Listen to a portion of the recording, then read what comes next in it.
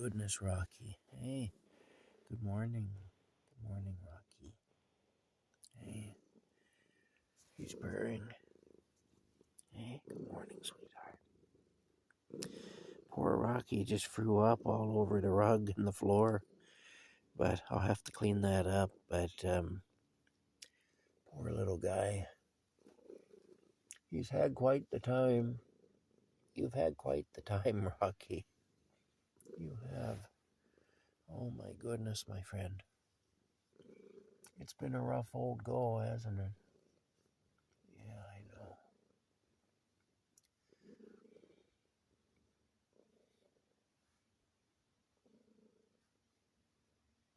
He gives the best head boops, you know.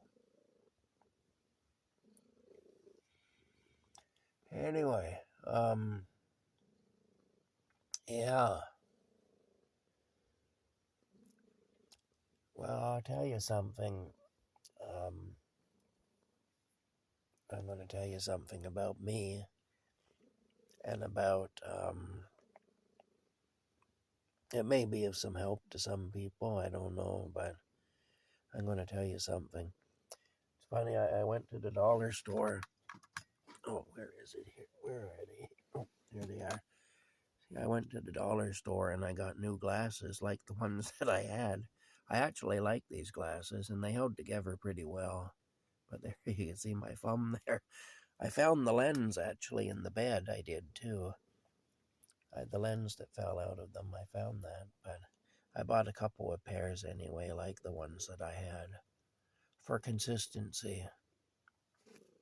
But I'll tell you something about me, and about what happened yesterday at the veterinary clinic. And it's one of the reasons that I'll never go back to that clinic. Even though there are some really good people there, I've met some really wonderful people at that clinic. Not everybody there is an asshat. But yesterday, when they sent that vet tech in,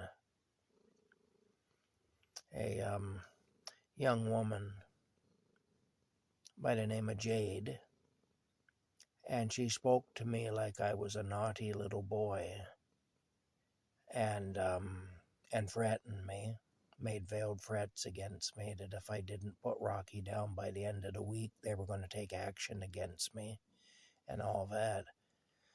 I'm going to tell you something about that. As an older man now, getting on in years, I'm 57 years old, and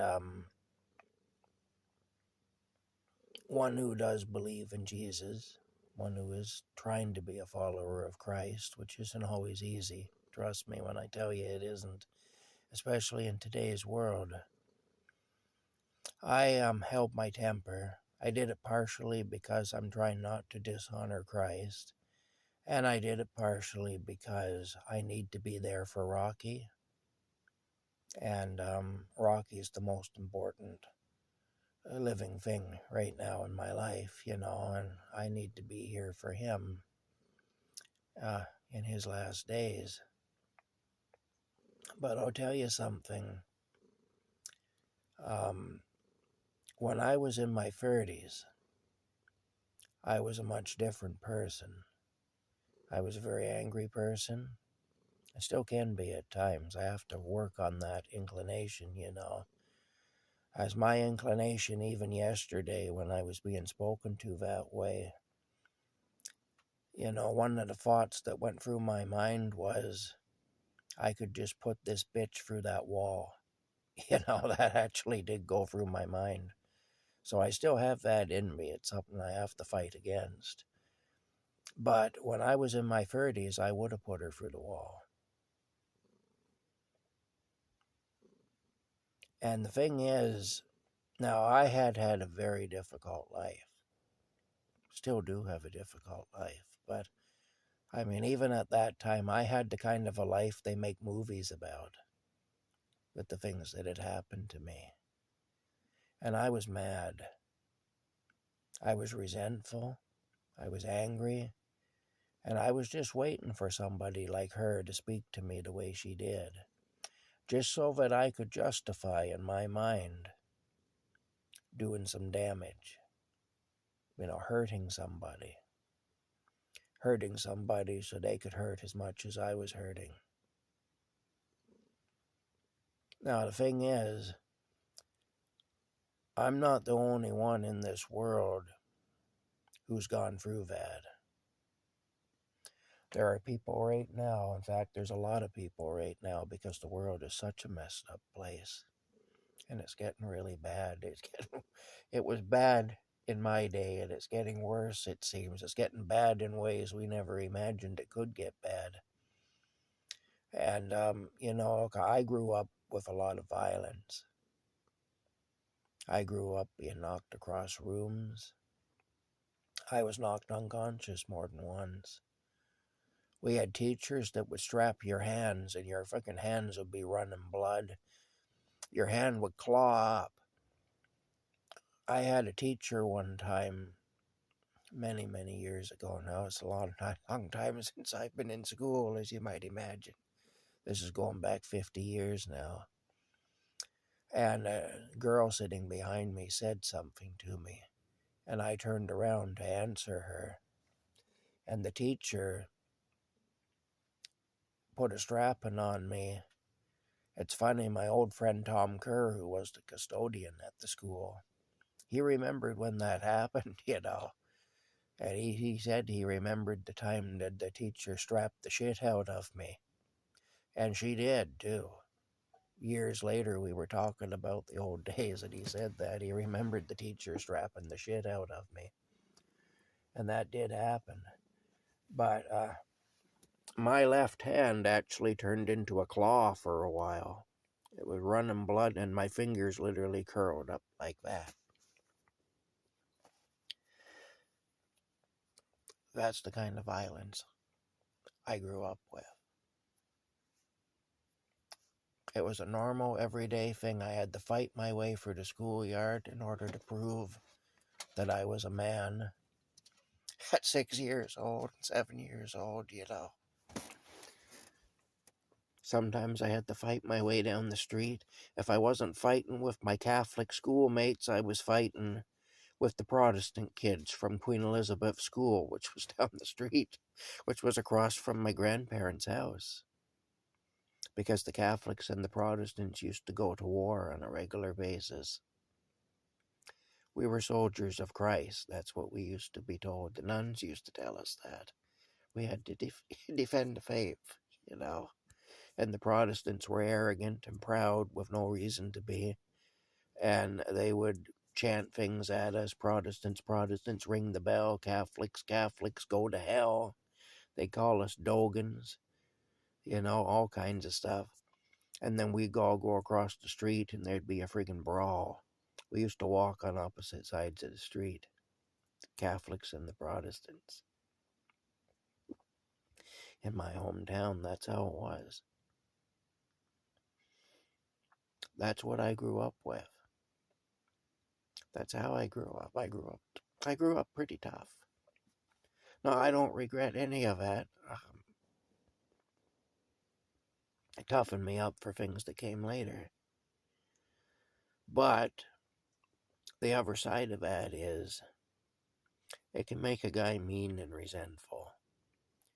And then in this small town, of course, I made some enemies because I was a tough guy. I wasn't a tough guy in the sense that I actively looked to hurt people, but I was a tough guy in the sense that I wouldn't back down from trouble. And it was also an old money town, and I was poor, so I was supposed to know my place, and I was supposed to back down from trouble, always. But I wouldn't. And I don't think I should have had to, but I'm just saying that's how it was. And so I got a bad reputation, and I made enemies. And then my enemies were scared of me because they knew that there was, they knew I'd go just as far as I had to not be anybody's bitch, basically. And so they knew that they were in real danger if they came after me, so they stopped doing that. They did it for a while, and then they stopped because they realized that wasn't a profitable thing for them. And instead, they started doing sneaky things like vandalizing my car, spreading rumors about me. Back in the 80s, the rumors were that I was homosexual, because in the 1980s, homosexual was just about the worst thing you could be, you know? Um, when homosexuality became accepted and even celebrated in our society, when the pendulum swung from one sick extreme to the other, basically, then um, they changed it to pedophile because people loved homosexuals. Now, we love homosexuals, but we still hate pedophiles. So we're going to call you a pedophile. There was no basis for any of it. I was not a homosexual, nor was I a pedophile. But of course, what happened too is I kind of got blacklisted by females. So when I was in my 30s, I was a young, angry, resentful, traumatized, sexually frustrated man. I don't care what you may think of me for saying this, but there's no creature more dangerous upon this earth than that. Trust me. You just wait for somebody to try it, you know. You just wait for somebody to F around so they can find out, you know. And I was in that frame of mind. And the thing is, see, when you're dealing with the public, I say there was more than that too. I was used as a guinea pig for medical experiments when I was 8 years old. That buggered me up and traumatized me. When I was 14, I was sent to reform school uh, because of an incident with my stepmother where she pulled a knife on me, chased me out of an apartment onto the street, and threatened me because I was Catholic. Again, it's funny when I was confirmed in the Catholic Church back in 1981 by Archbishop Wilhelm. That was the Archbishop around here at the time, Archbishop Wilhelm.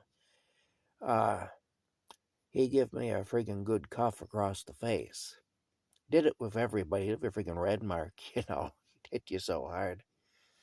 And the thing is, turn your head right around. We had to line up to be slapped across the face in the church, like you line up for communion. We had to line up to receive our slap across the face from the bishop. That was part of the confirmation ceremony. Again, violence, But the reason for the slap across the face is it was symbolic of what we would have to endure as Christians.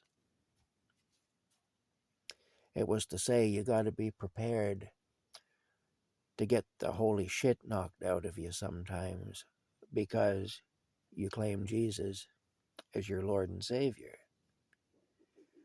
And I'll tell you, I did get the holy shit knocked out of me more than once for that reason, and it still happens occasionally. But here's the thing. With all of that, though, with all the trauma in my young life, and all the injustice and unfairness that I had experienced, police brutality in my home when I was growing up, brutality on the streets when I was growing up and when I was a young man, brutality at school. What I learned from all that was brutality.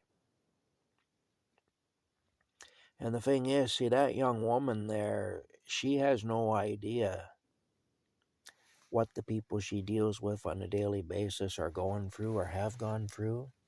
She has no idea what frame of mind those people are in. And there's a lot of people right now operating this way. We see them on social media. They think that they're untouchable because they're hiding behind a computer. And they'll say things on the computer that they wouldn't have the balls to say to you face to face. But the thing is, this woman did say it to me face to face, and she was pretty nasty about it. And the thing is, one of these days, though, she's going to speak to somebody who is where I was at when I was in my 30s. and she's going to be seriously hurt. I guarantee you it will happen. I felt like yesterday when I was being spoken to that way, I felt like saying, look, stop and think. How many people do you think have passed through this room over the life of this clinic? And this is an older veterinary clinic. It was there back in like the 70s and 80s. So it's been there a long time. I felt like saying to her, how many people do you figure have passed through here over the course of the life of this clinic? You probably couldn't even guess. Probably thousands, maybe even tens of thousands at this point.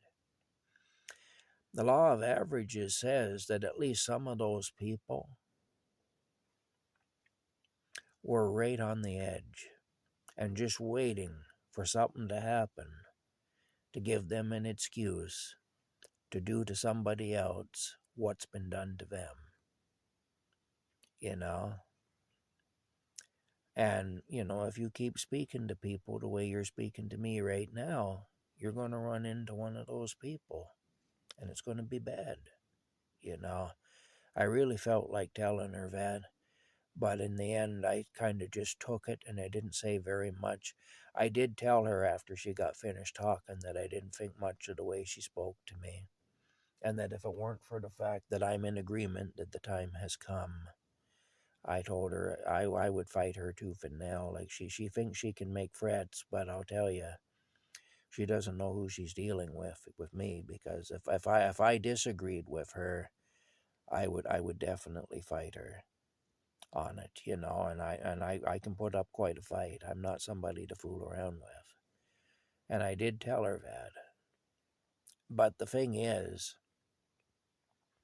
I didn't tell her that 20 or 30 years ago, I'd have put her through a friggin' wall for talking to me the way she did. I didn't tell her that because I knew that might get me banned from there, and I need to be there for Rocky. And I'm putting him first in all of this because he should be first in all of this,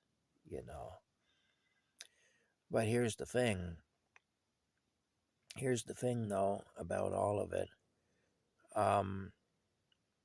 She will run into that person someday. If this is how she talks to people, she will run into that person.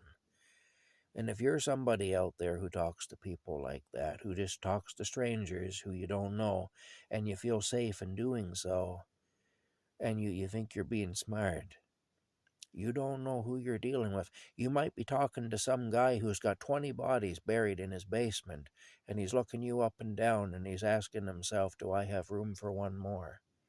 You don't know. That's the thing. You really don't know who you're dealing with. And so if anybody out there is listening and you're one of those people,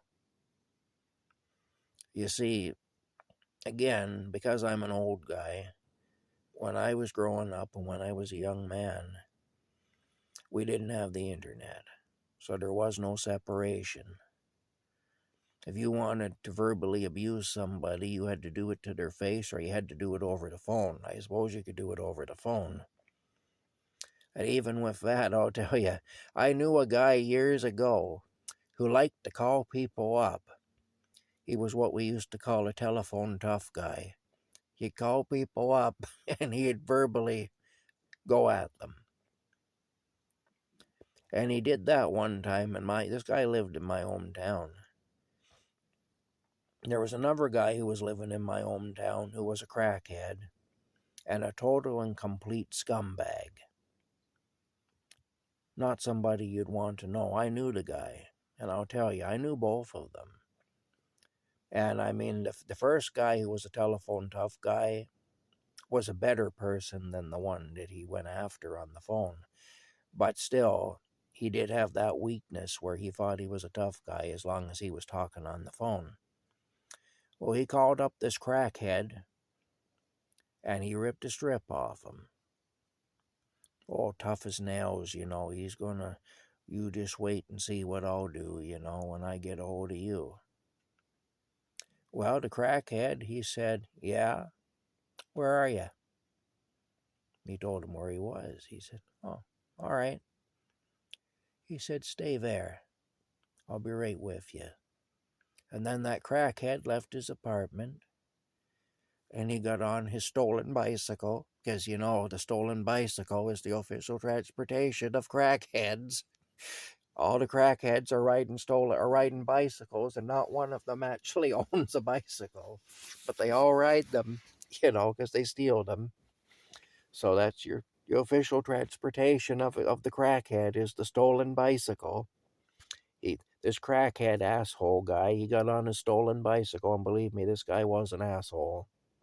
There really wasn't anything the other guy said to him that was wrong. He told it like it is, but he told it over the phone and thought he was safe because he did so. That crackhead got on his stolen bicycle, on his crackmobile there, on his crackcycle, and he pedaled. Pedaled like he pedaled like the friggin' demon he was across town. 2.5 miles he pedaled on that thing. And he showed up where the other guy was, and he jumped off that bicycle. And that other guy, he happened to be sitting outside on the porch when the crackhead showed up.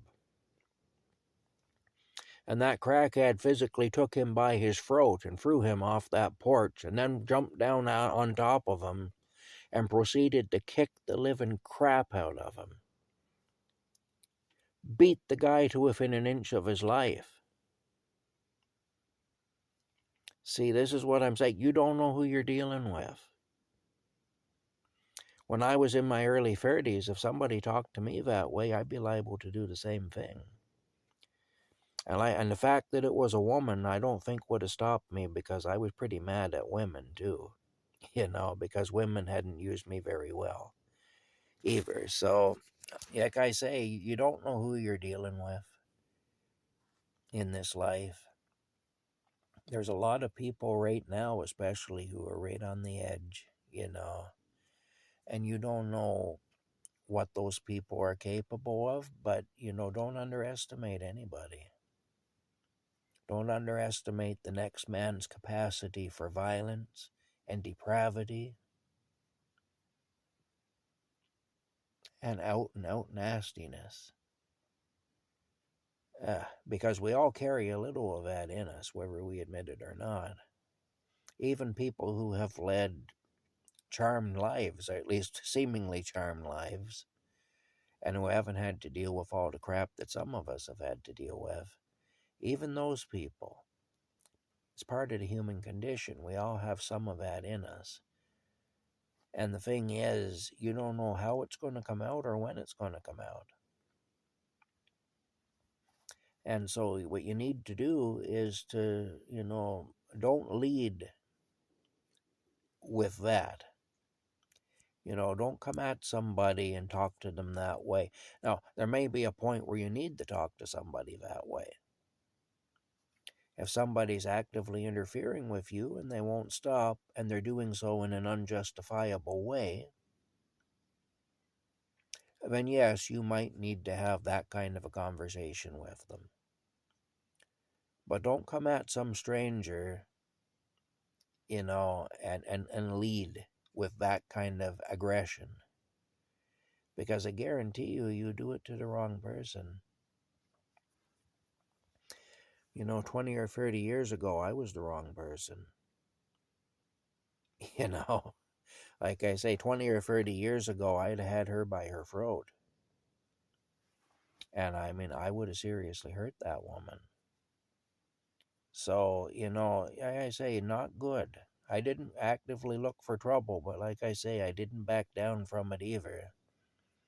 And I guarantee you, at the very least, I would have said some things to her that would have terrified her. She'd have been in a friggin' ball in the corner, crying and shaking by the time I got finished talking to her.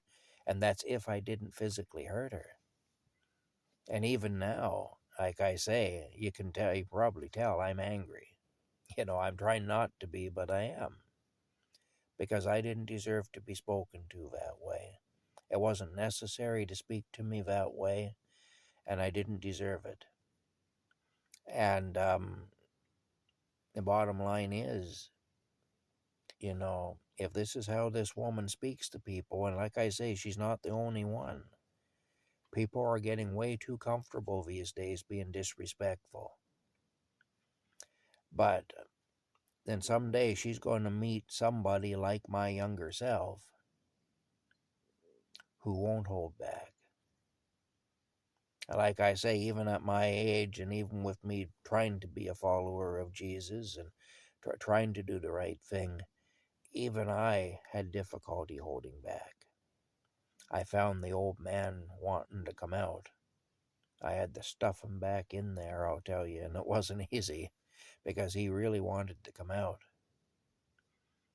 Anyway, that's it. I don't know what to tell you. Just don't talk to people that way. It's not worth it, And the thing is, like I say, I felt like telling her, out of all the thousands of people who have come through this room, at least some of them, were dangerous. I guarantee you some of them were, and, you'll meet the wrong one someday doing what you're doing. I say it's probably a minority that's dangerous, but it only takes one, Like I say, when I was young, I knew how to talk to people too. I could, and I was told this by people, because apparently this was a subject of conversation in the beer parlors and whatnot in my hometown. When I was talked about, when my name was brought up, people were convinced that I either was or would be a guy that had bodies buried in my basement, just because of the way I talked to people when they disrespect me, the way I talk to them. I was told that because I'd be very calm, I didn't yell.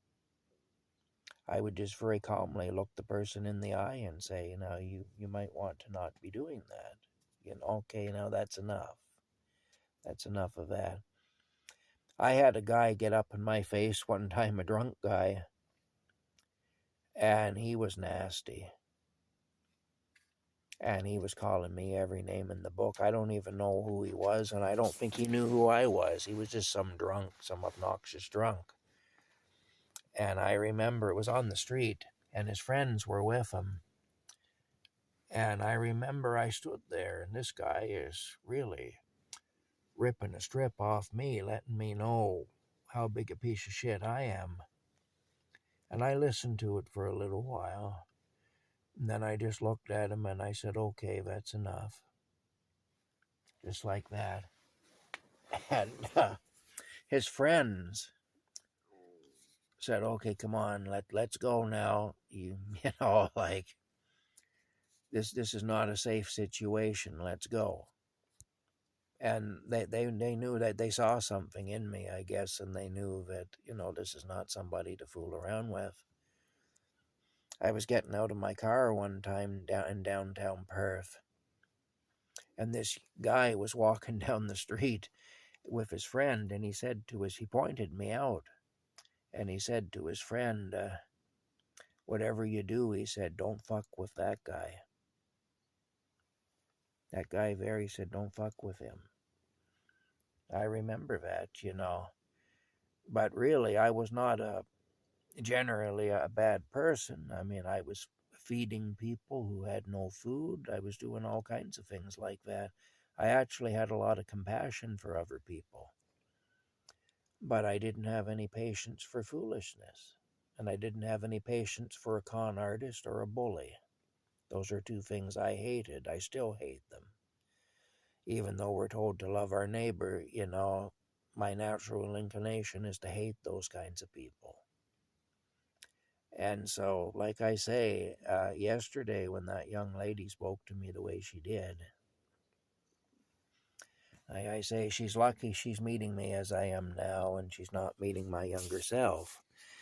But she will meet my younger self someday. In a different body, It won't be me. It'll be another younger version of me. She'll meet somebody who's just the way I was back then. And they won't even bother to exercise self-control. At the very least, they'll scare the hell out of her with the things they'll say, and they may go further than talking. So like I say, it's just not a good thing. Too many people have gotten used to doing that. Social media and whatnot has given people a false sense of security.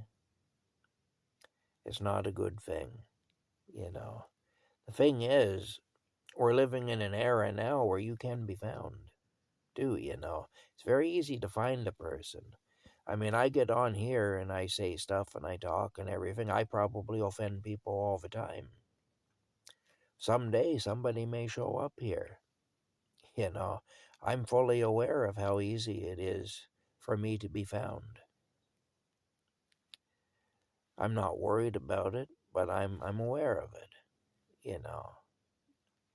So that same platform that gives a person the freedom to be a jerk also makes a person vulnerable. Because again, you don't know what nut is out there, and what that nut may do. There's a lot of very unstable people in the world. It's always been that way. But with conditions being the way they are now, it's getting even worse. What we're seeing now is we're seeing the breakdown of society. And for most of my lifetime, society had its issues, yes, but it wasn't actually actively failing like it is now. It had its failures. It was a society that had failures, for sure, just like everything does. But it wasn't actively in failure.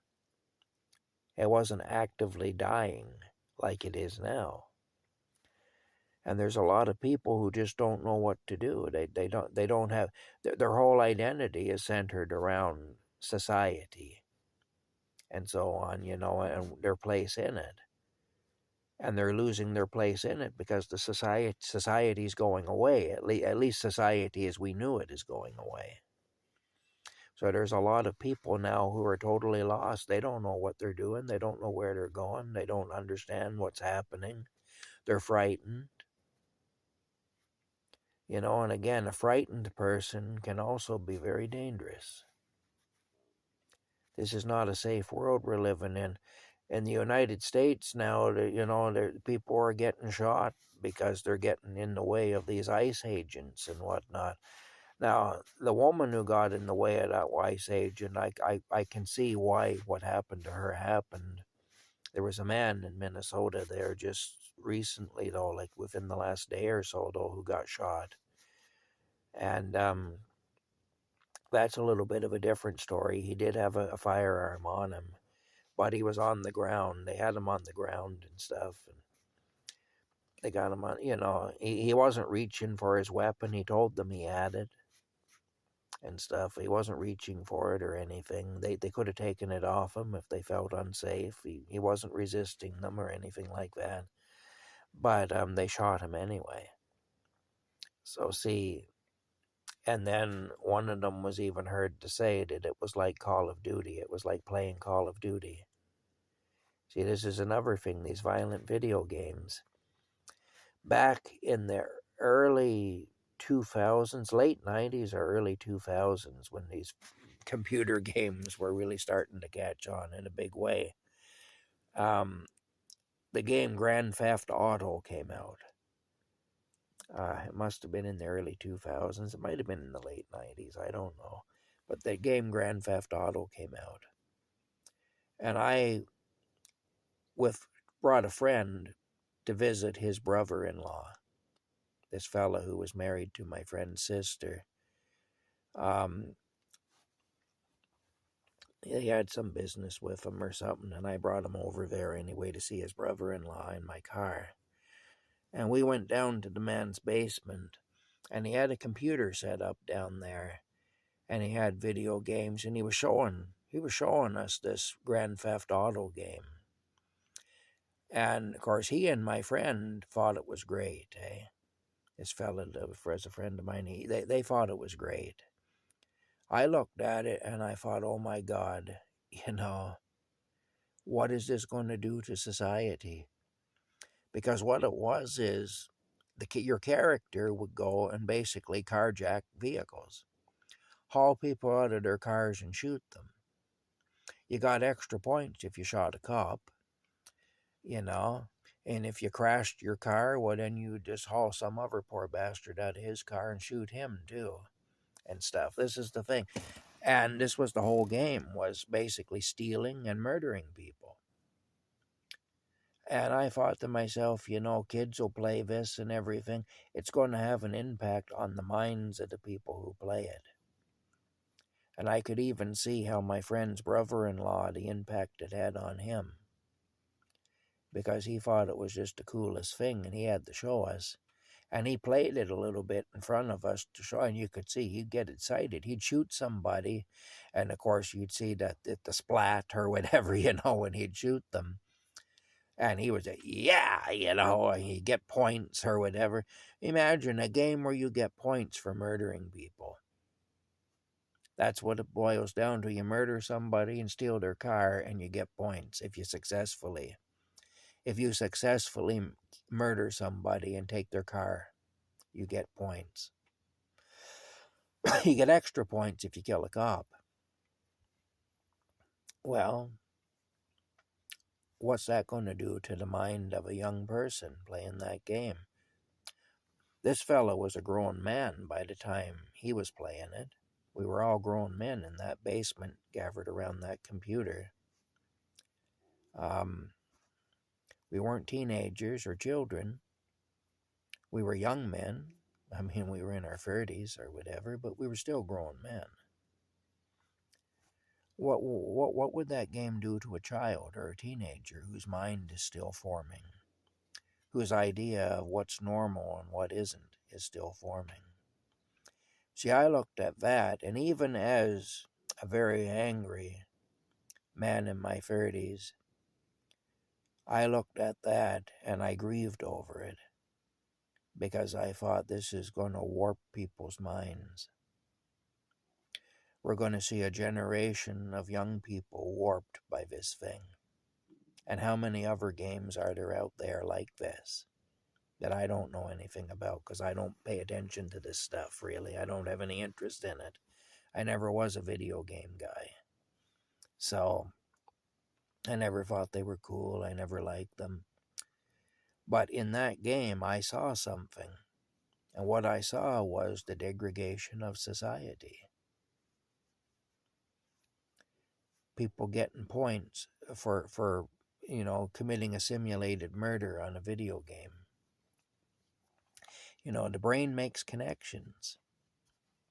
If you get points on that, and the thing is, you get a little rush, when you do that and you get the points come up on the screen, and there's a little chime that would go off or whatever, and that's a reward. See, now that's a reward. That is, it's like giving an animal a treat for performing a task, and it conditions the brain in a certain way. And then when you get kids and teenagers whose brains aren't finished being wired up yet, if it can do that to an adult, how much more can it do it to a young person who isn't finished developing? And see, I stood there and I was horrified by it. I didn't think it was cool at all. I stood there and I didn't say anything, because it wasn't my place to say anything. But I certainly wasn't saying, oh yeah, isn't that cool, or whatever. I was just standing there quietly watching this, and the wheels in my head were turning, and I'm thinking, this is bad. This isn't good at all. This is bad. I can see this being a bad thing. And it has been. It really has been. You see, like I say, our brains are continuously being affected by the technology, and a lot of the technology isn't good. Sadly, a lot of the stuff, it could be used for good, but it isn't. Anyway, that's another tangent I got off on there anyway. But the thing is, bottom line, there are too many people living in a dream world these days, and they don't realize how truly dangerous the world is and how truly dangerous other people can be, and how you should never approach somebody the way I was approached yesterday. You should never lead with that. You know, go in with the carrot, but have the stick in reserve in case it's needed. Not the other way around. Don't go in with the stick. Because the thing is, you may have a stick, but the guy you're confronting may have a knife or a gun. He may be better armed than you are. Or you may not be as prepared to use your stick as he is to use whatever he's got. You know, Rocky's throwing up again. My goodness, he's been puking. Okay, I gotta go anyway. I'm gonna have to clean up this mess and see if I can comfort him a bit, the poor little guy. You know, it's an ordeal, I'll tell you. This is another thing he's been doing a lot lately, is he's been puking. And I know cats do puke, but not like this. This has been an ongoing thing, you know, and a lot more. Oh my gosh. Okay, bye for now.